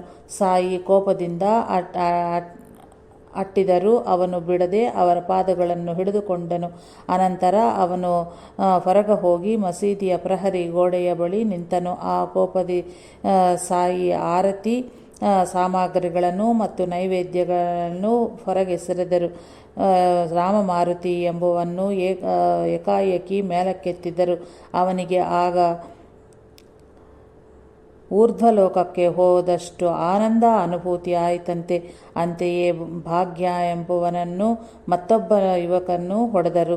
ಆ ಕೋಪದಲ್ಲಿಯೇ ಕಾಪರ್ಡೆ ಮಗನಾದ ಬಲ್ವಂತನನ್ನು ಪ್ರಮಾದದಿಂದ ರಕ್ಷಿಸದೆ ಎಂದು ಹೇಳಿ ಆ ಫಕೀರ್ ಕಾಪರ್ಡೆಯನ್ನು ಮುಗಿಸಬೇಕಂತಿದ್ದನು. ಆದರೆ ನಾನು ಅಡ್ಡ ಹೋಗಿ ತಡೆದೆನು ಎಂದರು. ಆರತಿಯ ಸಮಯದಲ್ಲಿ ತಮ್ಮ ಸ್ಥಾನದಿಂದ ಎದ್ದು ಹೋಗಿ ಆರತಿಯಾದ ಅನಂತರ ಹಿಂದಿರುಗಿ ಬಂದು ಕುಳಿತರು. ಕಾಪರ್ಡೆ ಡೈರಿ.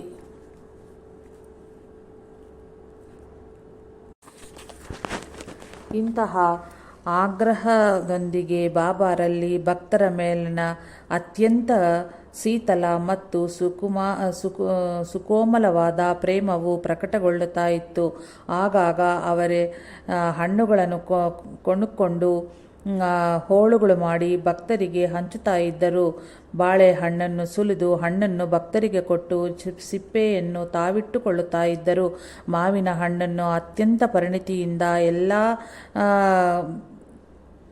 ಎಲ್ಲ ಕಡೆಯಿಂದಲೂ ಒತ್ತಿ ಭಕ್ತರಿಗೆ ಕೊಡ್ತಾ ಇದ್ದರು. ಇಡೀ ಹಣ್ಣಿನ ರಸವೆಲ್ಲವೂ ಸುಲಭವಾಗಿ ಬಾಯಿಗೆ ಬಂದು ಸಿಪ್ಪೆ ಮತ್ತು ವಾಟೆಯನ್ನು ಎಸೆಯಲು ಅನುಕೂಲವಾಗುತ್ತಾ ಇತ್ತು. ಸುಖ ಸೌಖ್ಯಾದಿಗಳನ್ನು ಭಕ್ತರಿಗೆ ಕೊಟ್ಟು ಅವರ ದುಃಖವನ್ನು ತಾವು ಸ್ವೀಕರಿಸುವಂತೆ ಭಕ್ತರಿಗೆ ಮಾಯೆಯು ಬಾಧೆಯನ್ನು ತೊಲಗಿಸಿ ದಿವ್ಯಾನುಭವವನ್ನು ಸುಲಭವಾಗಿ ಪ್ರಸಾದಿಸುವೆಂದು ಈ ಚರ್ಯೆಗಳಲ್ಲಿ ಅವರ ಭಾವ ಆಗಿರಬಹುದು. ಒಮ್ಮೊಮ್ಮೆ ಅದೇನು ವಿಚಿತ್ರವೋ ಏನೋ, ಅವರ ಹೇಳಿದ ಕಥೆಗಳನ್ನು ಕೇಳಿದ ಭಕ್ತರೆಲ್ಲರೂ ಅವುಗಳನ್ನು ಸಂಪೂರ್ಣವಾಗಿ ಮರೆತು ಬಿಡುತ್ತಾ ಇದ್ದರು. ಒಂದು ದಿನ ಶ್ರೀ ಸಾಯಿ ಗತ ಜನ್ಮಗಳಲ್ಲಿ ಶ್ರೀ ಸಾಯಿ, ಬಾಬು ಸಾಹೇಬ್, ಜೋಗ್, ದಾದಾ ಕ್ಯಾಲ್ಕರ್, ಶ್ಯಾಮ ಕಾಪರ್ಡೆ ದೀಕ್ಷಿತ್ಗಳೆಲ್ಲರೂ ಒಂದು ಸಣ್ಣ ಬೀದಿಯಲ್ಲಿ ತಮ್ಮ ಗುರುವಿನೊಂದಿಗೆ ನಿವಾಸ ಮಾಡುತ್ತಾ ಇದ್ದರಂತೆ. ಆದ್ದರಿಂದಲೇ ತಾವು ಈ ಜನ್ಮದಲ್ಲಿ ಎಲ್ಲರನ್ನೂ ಮತ್ತೆ ಸೇರಿಸುತ್ತಿರುವೆಂದು ಶ್ರೀ ಬಾಬಾ ಹೇಳಿದರು.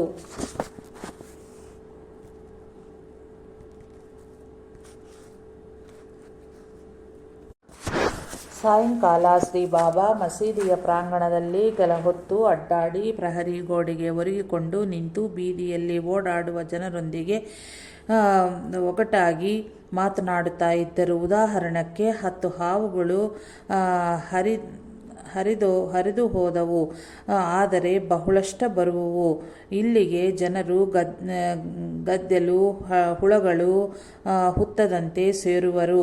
ವಣಿ ತೈಲಿ ವ್ಯಾಪಾರಿಗಳು ನನ್ನನ್ನು ಅತ್ಯಂತವಾಗಿ ಬಾಧಿಸುತ್ತಿದ್ದರೆ ನಾನು ಈ ಮಸೀದಿನಲ್ಲಿ ಇರಲ್ಲ ಎಂದು ಹೇಳಿ ಒಮ್ಮೊಮ್ಮೆ ಆಗಿಂದಾಗಲೇ ಅವರು ಹೊರಡಲು ಸಂಸಿದ್ಧವಾಗುತ್ತಾ ಇದ್ದರು.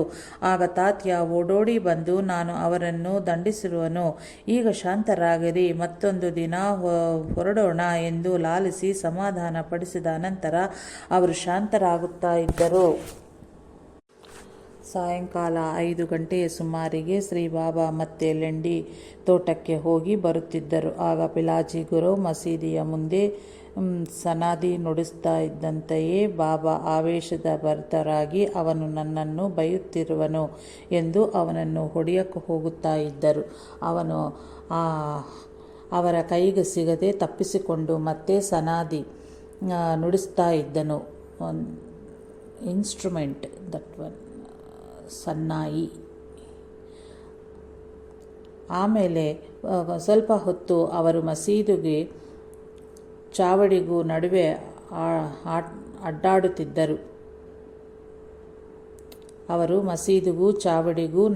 ಅಡ್ಡಾಡುತ್ತಿದ್ದರು. ತದನಂತರ 6 ಗಂಟೆಗೆ ಧೂಪಹಾರತಿ ನಡೆಯುತ್ತಾ ಇತ್ತು. ಆಗ ಸ್ವಲ್ಪ ಹೊತ್ತು ಸತ್ಕಾಲಕ್ಷೇಪ ನಡೆಯುತ್ತಿತ್ತು. ಊಟಿ 1914ರಲ್ಲಿ ಪ್ರಖ್ಯಾತ ಗಾಯಕನಾದ ಖಾನ್ ಸಾಹೇಬ್ನ ಸಂಗೀತ ಕಚೇರಿಯನ್ನು ಏರ್ಪಡಿಸಿದನು. ಎಲ್ಲರೂ ಮಸೀದಿಯ ಮುಂದಿನ ಸಭಾಂಗಣದಲ್ಲಿ ಸಮಾವೇಶಗೊಂಡ ಅನಂತರ ಆ ಗಾಯಕನನ್ನು ಮರಾಠಿಯಲ್ಲಿ ಭಜನೆಯ ಹಾಡೆಂದರು ಶ್ರೀ ಬಾಬಾ. ಖಾನ್ ಸಾಹೇಬ್ನು ಶ್ರೀ ಸಾಯಿ ಸಮರ್ಥರಿಗೆ ನಮಸ್ಕರಿಸಿ ತುಕಾರಾಮ್ ರಚನೆಯಾದ ಹೇಚಿ ದಾನ ದೇಗಾ ದೇವಾ ಒಂದು ಮನವಿಯ ಕೇಳುವಯಾ ಎಂಬ ಹಾಡನ್ನು ಅತ್ಯಂತ ಮಧುರವಾಗಿ ಹಾಡಿದನು. ಹೇಚಿ ದಾನ ದೇಗಾ ದೇವಾ ತುಝಾ ವಿಸರ ನ ವಾವಾ ಗುಣಗಾಯಿನ ಆವಡಿ ಹೇಚಿ ಮಾಚಿ ಸರ್ವ ಜೋಡಿ ನ ಲಗಾ ಮುಕ್ತಿ ಆಣಿ ಸಂಪದ ಸಂತ ಸಂಗ್ ದೇಯಿ ಸದಾ ತೂಕಾಮಣ್ಣೆ ಗರ್ಭವಾಸಿ ಸುಖಿ ಫಾಲವೇ ಆಮ್ಲಾಸಿ. ತಾತ್ಪರ್ಯ: ಹೇ ಭಗವಂತ, ಇಂತಹ ದಾನವನ್ನು ನೀಡು. ಎಂಥಾದಂದರೆ, ನಿನ್ನ ಮರುವು ನನಗೆ ಆಗಬಾರದು. ನಿನ್ನ ಗುಣಗಳನ್ನು ಇಷ್ಟಪಟ್ಟು ಹಾಡುವನು. ಇದುವೇ ನನ್ನ ಸದಾಕಾಲದ ಬಾಳ ಸಂಗತಿ ಜೋಡಿ. ನನಗೆ ಮುಕ್ತಿಯಾಗಲಿ, ಐಹಿಕ ಸಂಪತ್ತುಗಳಾಗಿ ಬೇಡವು. ಸದಾ ಸರ್ವದಾ ಸಂತ ಮಹಾತ್ಮರ ಸಂಘವನ್ನೇ ನೀಡು. ತುಕಾರಾಮ್ ಹೇಳುವನು, ದೇವಾ, ನೀನು ಗರ್ಭವಾಸವನ್ನು ನೀಡದಲ್ಲಿ ಮೇಲೆ ಹೇಳದಂತೆ ನೀಡಿ ನಮ್ಮನ್ನು ಸುಖವಾಗಿರಿಸು. ಶ್ರೀ ಸಾಯಿನಾಥ ಭಗವಾನರು ಮಂತ್ರಮುಗ್ಧರಾದಂತೆ ಕಣ್ಣುಗಳ ಮುಚ್ಚಿಕೊಂಡು ಶ್ರದ್ಧೆಯಿಂದ ಆಲಿಸಿ ಎಷ್ಟು ಸೊಗಸಾಗಿ ಹಾಡಿದೆಯೇ. ಪ್ರಸಾದಿಸಲು ಸಾಧ್ಯವಾಗದನ್ನೇ ಕೋರಿದ್ದಾನೆ ತುಕಾರಾಮ್ ಎಂದರು. ಅಂದರೆ ಪ್ರಸಾದಿಸಲೇಬೇಕು ಎಂಥರ್ಥ.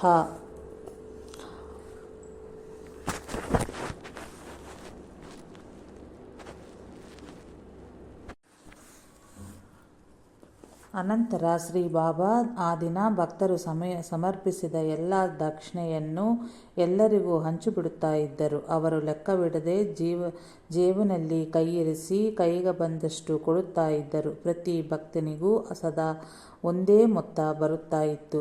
ಈಗ ಪ್ರತಿನಿತ್ಯವೂ ಬಡೇ ಬಾಬಾಗೆ 50 ರೂಗಳು, ತಾತ್ಯಾಗೆ 35 ರೂಗಳಾಗದಿ ಭಾಗೋಜಿಗೆ 4 ರೂಗಳವರೆಗೂ ತಲುಪುತ್ತಾ ಇತ್ತು. ಹೊಸವರಿಗೆ ಎಷ್ಟು ಅವಶ್ಯವೋ ಅಷ್ಟೇ ಕೈಗೆ ಸೇರುತ್ತಾ ಇತ್ತು. ಶ್ರೀರಾಮನವಮಿಯಂತಹ ಉತ್ಸವದ ದಿನದಲ್ಲಿ ದಾದಾ ಕೇಲ್ಕರ್ಗೆ ಮತ್ತು ಬಡೇ ಬಾಬಾನಿಗೆ 2 ನೋಟಿನ ಅಂತೆಗಳಿತ್ತು. ಬಡೇ 2 ನೋಟಿನ ಅಂತೆಗಳನ್ನಿತ್ತು ಬಡವರಿಗೆ ಹಂಚುತ್ತಾ ಇದ್ದರು ಶ್ರೀ ಸಾಯಿ. ಹೀಗೆ ಅವರು ಹಂಚುವ ಹಣವು ದಿನವೊಂದಕ್ಕೆ 500 ರೂಗಳವರೆಗೂ ಇದ್ದ ಕಾರಣ ಬ್ರಿಟಿಷ್ ಪ್ರಭುತ್ವ ಅದರ ಮೇಲೆ ಟ್ಯಾಕ್ಸ್ ವಿಧಿಸಲು ಆಲೋಚಿಸಿತು. ಆ ಹಣದ ಲೆಕ್ಕವನ್ನಿಡಲು ಹಿಂದುವನ್ನೋ ಅಥವಾ ಮುಸಲ್ಮಾನನೋ ನೇಮಿಸಿದಲ್ಲಿ ಪಕ್ಷಪಾತ ಮಾಡುವರೆಂದು ಚಕ್ರನಾರಾಯಣ್ ಎಂಬ ಕ್ರೈಸ್ತವನ್ನು ನೇಮಿಸಿದರು. ಶ್ರೀ ಸಾಯಿನಾಥ ಮಹಾರಾಜರ ವೈರಾಗ್ಯದ ಪರಾಕಾಷ್ಠೆಯನ್ನು ಪ್ರತ್ಯಕ್ಷ ಅನುಭವದಿಂದ ಮನಗೊಂಡು ಅವನೂ ಅವರ ಭಕ್ತನಾದನು. ಹೀಗೆ ತಮಗಿದ್ದುದೆಲ್ಲನೂ ಎಲ್ಲರಿಗೂ ಹಂಚಿತು. ತಾವು ಅವರ ಪ್ರೇಮದ ಆಧಾರದಿ ಜೀವಿಸುವ ಭಿಕ್ಷುವಾಗಿ ಮಾತ್ರವೇ ಇರಬಲ್ಲವನು ನಿಜವಾಗಿಯೂ ಭಗವಂತನೇ ಹೌದು. ತ್ರಿಮೂರ್ತಿ ಸ್ವರೂಪನಾದ ದತ್ತಾತ್ರೇಯರೇ ಸರಿ. ಆ ದತ್ತಾತ್ರೇಯ ಆದರೂ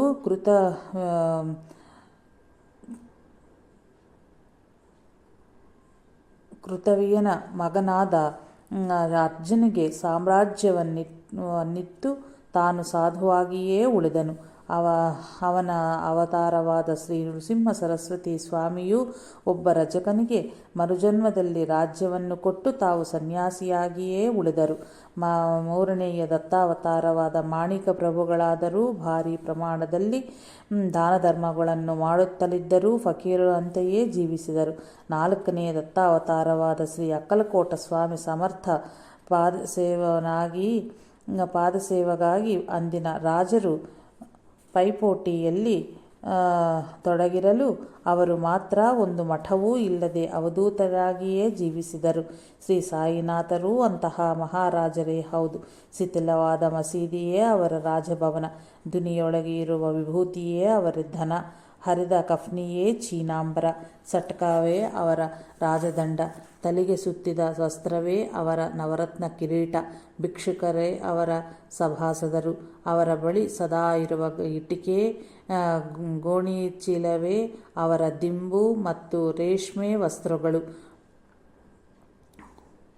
ಒಂದು ತಡಗಿನ ಡಬ್ಬಿ ಮತ್ತು ಕೆಲವು ಮಣ್ಣಿನ ಪಾತ್ರೆಗಳೇ ಅವರ ಬಂಗಾರದ ಪಾತ್ರೆಗಳು, ಮಸೀದಿಯ ಮುಂದಿರುವ ಕಲ್ಲಿನ ಬಂಡೆಯ ಭಾಗವೇ ಅವರ ಸಿಂಹಾಸನ.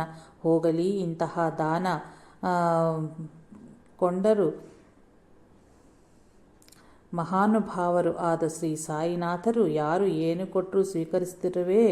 ಒಂದು ದಿನ ಕೆಲವು ಭೂವಿಗಳು ಪರದಾ ಕಟ್ಟಿ ಇಳಿಬಿಟ್ಟು ಪಲ್ಲಕ್ಕಿಯ ತಂದು ಮಸೀದಿಯ ಮುಂದೆ ಇಳಿಸಿದರು. ಒಬ್ಬ ರಾಣಿ ಒಂದು ಬಾಯಿ ಕಟ್ಟಿದ ಬಿಂದಿಗೆಯನ್ನು ಮಸೀದಿ ಒಳಗೆ ಕಳುಹಿಸಿದಳು. ಅದನ್ನು ಬಿಚ್ಚಿ ನೋಡಿದ ಭಕ್ತನು, ಬಾಬಾ, ಇದು ಬಂಗಾರ ಎಂದನು. ಶ್ರೀ ಸಾಯಿ ತಮ್ಮ ಹೃದಯನ್ನು ಬೆಟ್ಟು ಮಾಡಿ ತೋರಿಸಿ ವ್ಯಂಗ ವಿನೋದದಿ, ಇದು ಬಂಗಾರವೋ ಅಥವಾ ಅದು ಬಂಗಾರವೋ ಎಂದು ಕೇಳಿದರು. ಆ ಭಕ್ತನು ಮಾಯಾಭ್ರಾಂತಿಯಿಂದ ಎಚ್ಚರಿಕೆಯಾಗಿ, ನೀವೇ ನಿಜವಾದ ಬಂಗಾರದ ಭಾಂಡಾಗಾರ ಎಂದನು. ಹಾಗಿದ್ದಲ್ಲಿ ಅದನ್ನು ತಕ್ಷಣವೇ ಹಿಂದಕ್ಕೆ ಕಳಿಸಿಬಿಡು ಎಂದು ಆಜ್ಞಾಪಿಸಿದರು ಶ್ರೀ ಸಾಯಿ. ಆ ಶ್ರೀ ಸಾಯಿ ಮಹಾರಾಜರ ಮುಂದೆ ಆ ರಾಣಿ ಭಿಕ್ಷುವಾಗಿ ತುಚ್ಛವಾದ ಬಂಗಾರವನ್ನು ತೆಗೆದು ತಗೊಂಡು ಹೋದಳು. ರಾತ್ರಿ ಎಲ್ಲ ಭಕ್ತರು ಭೋಜನಕ್ಕೆ ಹೊರಟು ಅನಂತರ 9 ಗಂಟೆಯ ಅಸುವಾಸಿನಲ್ಲಿ ತಾತ್ಯ ತಂದಿದ್ದ ರೊಟ್ಟಿಗಳನ್ನು ಸ್ವೀಕರಿಸಿ ಬಾಬಾ ಅವನಿಗೆ 35 ರೂಗಗಳನ್ನು ಕೊಡುತ್ತಿದ್ದರು. ಈ ವಿವರವನ್ನು ತಾತ್ಯಾನೇ ಹೀಗೆ ಹೇಳಿರುವನು. ಪ್ರತಿದಿನವೂ ರಾತ್ರಿ ಹಾಲು ಬೆಲ್ಲದೊಂದಿಗೆ ರೊಟ್ಟಿಗಳನ್ನಾಗಲಿ ಮುದ್ದೆಯನ್ನಾಗಲಿ ತೆಗೆದುಕೊಂಡು ಬಾಬಾರ ಮುಂದಿಡುತ್ತಿದ್ದನು. ಅವರು ಸ್ವಲ್ಪ ತಿಂದು ಸ್ವಲ್ಪ ನನಗೆ ತಿನ್ನಿಸಿ ಆ ಪಾತ್ರೆಯನ್ನು ದೂರದಲ್ಲಿ ಇಡುತ್ತಾ ಇದ್ದಂತೆಯೇ ಅದನ್ನು ಕೊಂಡಿಯ ಪ್ರಸಾದವಾಗಿ ಸ್ವೀಕರಿಸುತ್ತಿದ್ದನು. ಅನಂತರ ಅವನು ಕೆಲವು ತಾಂಬೂಲಗಳನ್ನು ಸಿದ್ಧಪಡಿಸುತ್ತಿದ್ದನು.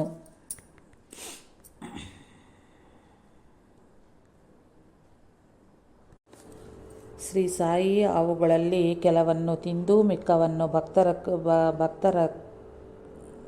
ಭಕ್ತರಿಗೆ ಎಸರುತ್ತಾ ಇದ್ದರು. ಅವುಗಳನ್ನು ಭಕ್ತರು ಪ್ರಸಾದವಾಗಿ ಸ್ವೀಕರಿಸುತ್ತಾ ಇದ್ದರು. ಶ್ರೀ ಬಾಬಾರಿಗೆ ತಾಂಬೂಲವೆಂದರೆ ಬಹು ಪ್ರೀತಿ. ಹಗಲು ಮತ್ತು ರಾತ್ರಿ ಸಮಯದಲ್ಲಿಯೂ ತಾಂಬೂಲ ಸೇವಿಸುತ್ತಾ ಇದ್ದರು. ಕೆಲ ಕಾಲದ ಅನಂತರ ತಾಂಬೂಲವನ್ನು ರಾಧಾಕೃಷ್ಣ ಆಯಿ ಸಿದ್ಧಪಡಿಸುತ್ತಾ ಇದ್ದಳು. ತಾಂಬೂಲ ಚರ್ವಣೆಯಾದ ಬಳಿಕೆ ಬಾಬಾ ಹೆಚ್ಚಾಗಿ ನೀರು ಕುಡಿತಾ ಇದ್ದರು. ಆಗ ರಾತ್ರಿಯ ಶೈಜ ಹಾರತಿ ನಡೆಯುತ್ತಾ ಇತ್ತು. ಭಕ್ತರು ತುಕಾರಾಮ್, ಜ್ಞಾನೇಶ್ವರ್ ಆರತಿಯನ್ನು ಹಾಡುತ್ತಿರಲು ಶ್ರೀ ಬಾಬಾ ಶ್ರದ್ಧೆಯಿಂದ ಕೈಗಳನ್ನು ಜೋಡಿಸಿ ನಮಸ್ಕರಿಸುತ್ತಿದ್ದರು.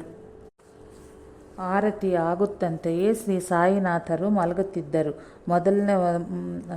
ಮೊದಲ ದಿನಗಳಲ್ಲಿ ಅವರು ಯಾವಾಗಲೂ ಒಂದೇ ಗೋಣಿ ಪಟ್ಟೆಯನ್ನು ಹಾಸಿಗೆಯಾಗಿ ಹಾಸಿಕೊಳ್ಳುತ್ತಿದ್ದರು. ಹಗಲು ಅದರ ಮೇಲೆಯೇ ಕೂತುಕೊಳ್ಳುತ್ತಿದ್ದರು. ಕೆಲ ಕಾಲಕ್ಕೆ ಭಕ್ತರು ಸಮರ್ಪಿಸಿದ ಚಾದರಗಳನ್ನು ಒಂದರ ಮೇಲೆ ಒಂದು ತಾವೇ ಹಾಸಿಕೊಂಡು ಮಲಗುತ್ತಿದ್ದರು. ಆದರೆ ಕ್ರಮವಾಗಿ ಆ ಸೇವೆಯನ್ನು ಭಕ್ತರೇ ಮಾಡಲಾರಂಭಿಸಿದರು. ಒಂದು ವೇಳೆ ಎಲ್ಲಾದರೂ ಒಂದು ಸಣ್ಣ ಮಡಿಕೆ ಬಂದರೂ ಅವರು ಎಲ್ಲ ಚಾದರಗಳನ್ನು ತೆಗೆದು ಸರಿಯಾಗಿ ಹಾಕಬೇಕಾಗಿ ಬರ್ತಾಯಿತ್ತು. ಒಂದು ಬಾರಿ ದೀಕ್ಷಿತ ಶ್ರೀ ಬಾಬಾರಿಗೆ ಒಂದು ಮಂಚವನ್ನು ತರುವನೆಂದನು. ಮಹಲ್ಸಾಪತಿಯನ್ನು ಕೆಳಗೆ ನಾನು ಮಂಚದ ಮೇಲೆ ಹೇಗೆ ಮಲಗುವುದು? ಅವನನ್ನು ಅದರ ಮೇಲೆ ಮಲಗಲು ಹೇಳಿ ನಾನು ಕೆಳಗೆ ಮಲಗಬಹುದು ಎಂದರು ಶ್ರೀ ಬಾಬಾ. ಆಗ ಕಾಕಾ ದೀಕ್ಷಿತ್ ಇಬ್ಬರಿಗೂ ಮರದ ಹಲಿಗೆ ನೀಡುವನು ಎಂದನು. ಆದರೆ ಶ್ರೀ ಸಾಯಿ ನಿರಾಕರಿಸಿದರು. ಅವರಿಗೆ ಸೊಳ್ಳೆಯ ಬಾಧೆಯನ್ನು ನಿವಾರಣೆಗೈಯಲು ಸೊಳ್ಳೆ ಪರದ ಕಟ್ಟುವರೆಂದರೆ ಅವರು ಒಪ್ಪಿಕೊಳ್ಳಲಿಲ್ಲ. ಒಂದು ಬಾರಿ ಹಠ ಹಿಡಿದು ಸೊಳ್ಳೆ ಪರದವನ್ನು ಕಟ್ಟಲು ಶ್ರೀ ಬಾಬಾ ಕೋಪಪೂರಿತರಾಗಿ ಅದನ್ನು ಕಿತ್ತು ಹಾಕಿದರು. ಇಂತೆಯೇ ತೀವ್ರವಾದ ಬೇಸಿಗೆ ಕಾಲದಲ್ಲಿ ಶ್ರೀ ಬಾಬಾರಿಗೆ ಶೀತಲವಾಗಿರಲೆಂದು ಭಕ್ತರು ಮಸೀದಿಯ ಮುಂಭಾಗವನ್ನು ನೀರಿನಿಂದ ತೋಯಿಸ್ತಾ ಇದ್ದರು. ಆದರೆ ಶ್ರೀ ಸಾಯಿ ಆಗ ಧ್ವನಿಯೊಳಗೆ ಹೆಚ್ಚಾಗಿ ಸೌದೆಯನ್ನು ಹಾಕಿ ಬೇಸಿಗೆಯ ಧಗೆಯನ್ನು ಮತ್ತಿಷ್ಟು ಧ್ವನಿಯಿಂದ ಹೆಚ್ಚಿಸಿ ಅದರ ಅತ್ಯಂತ ಸಮೀಪದಲ್ಲಿ ಕುಳಿತುಕೊಳ್ಳುತ್ತಿದ್ದರು.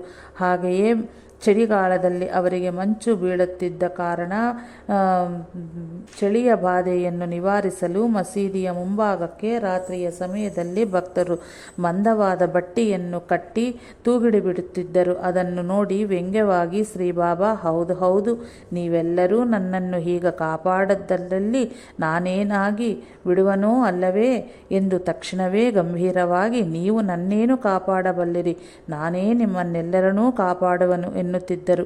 ಮಸೀದಿಯಲ್ಲಿ ಶ್ರೀ ಸಾಯಿನಾಥರೊಂದಿಗೆ ತಾತ್ಯ ಮಹಲ್ಸಾಪತಿಯೂ ಇರುತ್ತಿದ್ದರು. ಮಹಲ್ಸಾಪತಿ ಶ್ರೀ ಬಾಬಾರ ಕಾಲು ಒತ್ತುತ್ತಿದ್ದನು. ಅವನಿಗೆ ನಿದ್ರೆಯಾವರಿಸಿ ಕೂಕಡದಲ್ಲಿ ಶ್ರೀ ಬಾಬಾ ಎಬ್ಬಿಸುತ್ತಿದ್ದರು. ಅವನನ್ನು ಮೂತ್ರ ವಿಸರ್ಜನೆಗೂ ಹೊರಗೆ ಹೋಗಲು ಬಿಡದೆ ಮಸೀದಿಯಿಂದ ಕೆಳಗೆ ಇಳಿದರೆ ಸತ್ತು ಹೋಗವೇ, ಜಾಗ್ರತೆ ಎನ್ನುತ್ತಿದ್ದರು. ಈ ಮೂವರು ಅವರ ಶಿರೋಭಾಗ ತಲೆಯನ್ನು ಪೂರ್ವ, ಪಶ್ಚಿಮ ಮತ್ತು ಉತ್ತರ ದಿಕ್ಕುಗಳಲ್ಲಿ ಇರಿಸಿಕೊಂಡು ಮಸೀದಿಯ ಮಧ್ಯದಲ್ಲಿ ಮೂವರು ಪಾದಗಳು ಸೇರುವಂತೆ ಮಲಗಿಕೊಂಡು ಬಹಳ ಹೊತ್ತು ಮಾತನಾಡಿಕೊಳ್ಳುತ್ತಾ ಇದ್ದರು. ಅವರಲ್ಲಿ ಯಾರಿಗಾದರೂ ನಿದ್ರೆ ಆವರಿಸಿದರೆ ಎರಡನೆಯವರೆಂದರೆ ಸರಿ, ಶ್ರೀ ಸಾಯಿ ಅವನನ್ನು ಅತ್ತಿತ್ತ ಅಲುಗಾಡಿಸಿ ಅವನ ತಲೆ, ಬೆನ್ನು, ಕಾಲುಗಳನ್ನು ಒತ್ತಿ ನಿದ್ರೆಯಿಂದ ಎಬ್ಬಿಸುತ್ತಿದ್ದರು. ಹೀಗೆ 14 ವರ್ಷಗಳ ಕಾಲ ತಾತ್ಯ ಮಸೀದಿನಲ್ಲಿಯೇ ನಿದ್ರಿಸಿದನು. ಅವನ ತಂದೆಯ ಮರಣಾನಂತರ ತಕ್ಷಣ ಮನೆಯಲ್ಲಿ ಮಲಗಸಾಗಿದನು. ಅವನು ಈ ವಿಷಯದ ಬಗ್ಗೆ ಹೀಗೆ ಹೇಳಿರುವನು. ನಾನು ಮಹಲ್ಸಾಪತಿ ಬಾಬಾ ಮಸೀದಿಯಲ್ಲಿ ಮಲಗುತ್ತಾ ಇದ್ದವು. ಆಗ ರಾತ್ರಿ 9:15 ಗಂಟೆ ಆಗಿರುತ್ತದೆ. ಸ್ವಲ್ಪ ಹೊತ್ತಿಗೆ ಮಹಲ್ಸಾಪತಿ ಎದ್ದು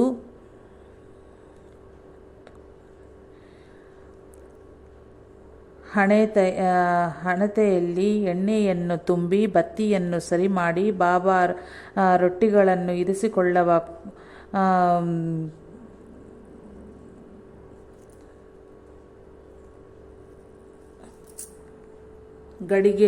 ಗಡಿಗೆ ಮೇಲೆ ಮುಚ್ಚಳವಿರಿಸಿ ಧ್ವನಿಯೊಳಗೆ ಸೌದೆಯನ್ನು ಹಾಕುತ್ತಿದ್ದನು.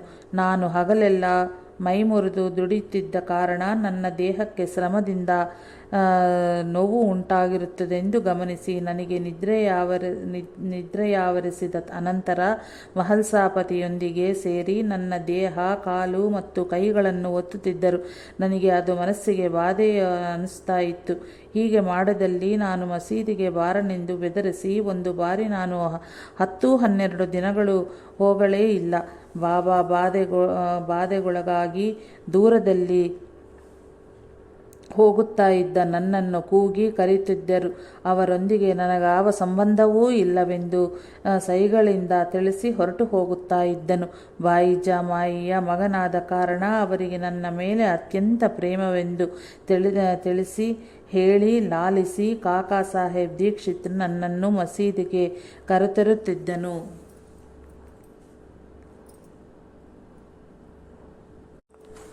ಮೊದಲನೆಯ ಅಧ್ಯಾಯಗಳಲ್ಲಿ ನಾವು ಗಮನಿಸಿದಂತೆ ಮಹಾ ಅದ್ಭುತವಾದ ಶಕ್ತಿ ಸಾಮರ್ಥ್ಯಗಳೆಲ್ಲ, ಅಂತೆಯೇ ಈ ಅಧ್ಯಾಯದಲ್ಲಿ ಗಮನಿಸಿದಂತೆ ಸರಿಸಾಟಿಯಲ್ಲದೆ ವೈರಾಗ್ಯವುಳ್ಳ ಸಾಯಿ ಕೇವಲ ಒಬ್ಬ ಸಾಮಾನ್ಯ ಮಾನವನಂತೆ ಅದಕ್ಕಿಂತಲೂ ಅಸಮಾನವಾದ ವಿನಯ ವಿನಮ್ರತೆಗಳಿಂದ ನಡೆದುಕೊಳ್ಳುತ್ತಿದ್ದರು. ಕೆಲವು ಸಂದರ್ಭದಲ್ಲಿ ಮಹಲ್ಸಾಪತಿ ತಾತ್ಯಾರಂತಹ ಭಕ್ತರೊಂದಿಗೆ ಮಾಚಿನ ಆಟವನ್ನು ಆಡುತ್ತಿದ್ದರು.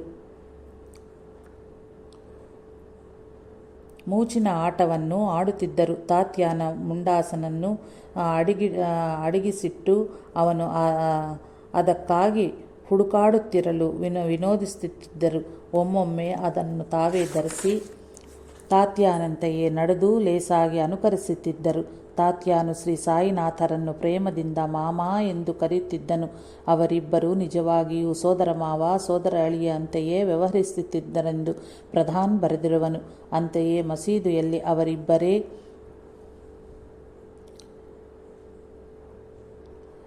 ಇರಲು ಶ್ರೀ ಬಾಬಾ ಮಹಲ್ಸಾಪತಿಯ ಕಾಲು ಒತ್ತಿ ಅವನು ಅಡ್ಡ ಹೇಳಲು, ಪರವಾಗಿಲ್ಲ ಬಿಡು, ನಾವಿಬ್ಬರೂ ಒಂದೇ, ಎಲ್ಲರೂ ನನ್ನನ್ನು ಶ್ರೇಷ್ಠವೆಂದು ಅಂದುಕೊಳ್ಳುತ್ತಾ ಇರುವರಾದರೂ ಅದು ನಿಜವಲ್ಲವು, ನಾನೂ ನಿನ್ನಂಥವನೇ ಹೌದು ಎನ್ನುತ್ತಿದ್ದರು. ತಾತ್ಯಾನು ಹೀಗೆ ಹೇಳಿರುವನು.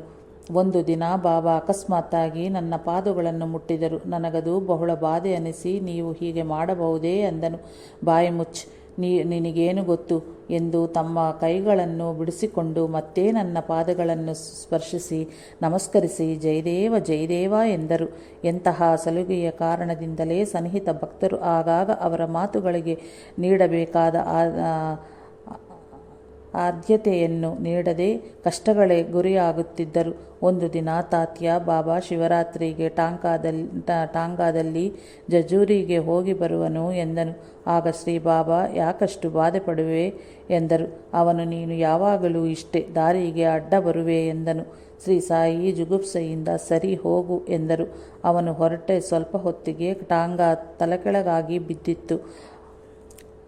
ಅವನು ಗಾಯಗಳನ್ನು ಒರೆಸಿಕೊಳ್ಳುತ್ತಾ ಮಸೀದಿಯ ಸೇರುತ್ತಲೇ ಶ್ರೀ ಸಾಯಿ ಅವನನ್ನು ನೋಡಿ ನಗುತ್ತಲೇ, ಹೇಳಿದರೆ ಕೇಳುವೆ, ಬುದ್ಧಿ ಇರಬೇಕಲ್ಲವೇ, ಕೇಳುವುದು ಏಕೆ, ಬೇಡ ಅಂದರೆ ಹೊರಡೋದು ಯಾಕೆ ಎಂದು ಬುದ್ಧಿ ಮಾತನ್ನು ಹೇಳಿದರು.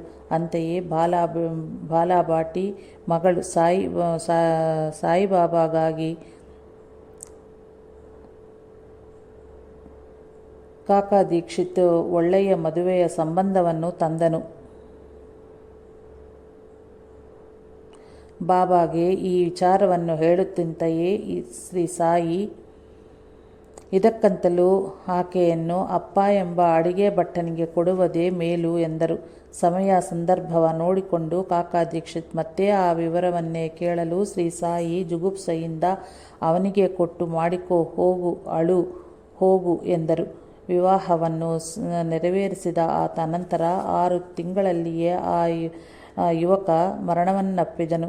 ಆ ಸುದ್ದಿಯ ಕೇಳುತ್ತಲೇ ಭಕ್ತರೊಂದಿಗೆ ಶ್ರೀ ಸಾಯಿ ಪ್ರತಿಯೊಬ್ಬನೂ, ಬಾಬಾ ನಿನಗೆ ತಿಳಿಯದಿರುವುದು ಏನಿದೆ ಎನ್ನುವನೇ ಹೊರತು ಹೇಳಿದಂತೆ ಕೇಳಿ ಸಾಯುವವನು ಯಾರೂ ಇಲ್ಲ ಎಂದರು. ಎಷ್ಟು ಬಾರಿ ಅವರ ಚರಿತ್ರೆಯನ್ನು ಓದಿದರೂ ನಾವು ಮಾತ್ರ ಏನು ಮಾಡುವವು.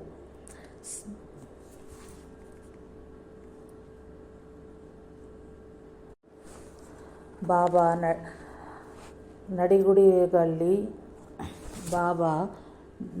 ನಡೆನುಡಿಗಳಲ್ಲಿ ವೇದಾಂತ ಮತ್ತು ಚಮತ್ಕಾರವು ಮೇಳವಿಳಿಸಿಕೊಂಡು ಇರುತ್ತಿತ್ತು. ಒಬ್ಬ ಗೃಹಿಣಿ ತನ್ನ ಗಂಡ ಮನೆಯನ್ನು ತ್ಯಜಿಸಿ ಹೋಗಿ 3 ವರ್ಷಗಳಾಯಿತೆಂದು ಹೇಳಿ ಕಣ್ಣೀರು ಹರಿಸಿ ದುಃಖವನ್ನು ವ್ಯಕ್ತಪಡಿಸಿದಳು.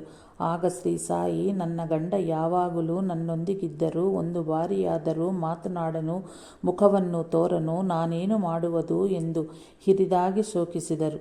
ಆಕೆ ನಿಬ್ಬರಗಳಾದಳೇ ಹೊರತು ಆಕೆಗೇನೂ ಅರ್ಥವಾಗಲಿಲ್ಲ. ಕೆಲ ಕಾಲಕ್ಕೆ ಆಕೆಯ ಗಂಡ ಹಿಂದೆ ತಿರುಗಿ ಬಂದನೇ ಹೊರತು ಆಕೆಯೊಂದಿಗೆ ಮಾತನಾಡಲಿಲ್ಲ, ಆಕೆಯ ಮುಖವನ್ನೂ ನೋಡಲಿಲ್ಲ. ಆ ಬಾಧೆಯಿಂದ ನೊಂದು ಆಕೆ ಗಂಡ ಮನೆಯ ಬಿಟ್ಟು ಹೋದ ದಿನಗಳೇ ಮೇಲಾಗಿತ್ತು. ಮುಂದೆ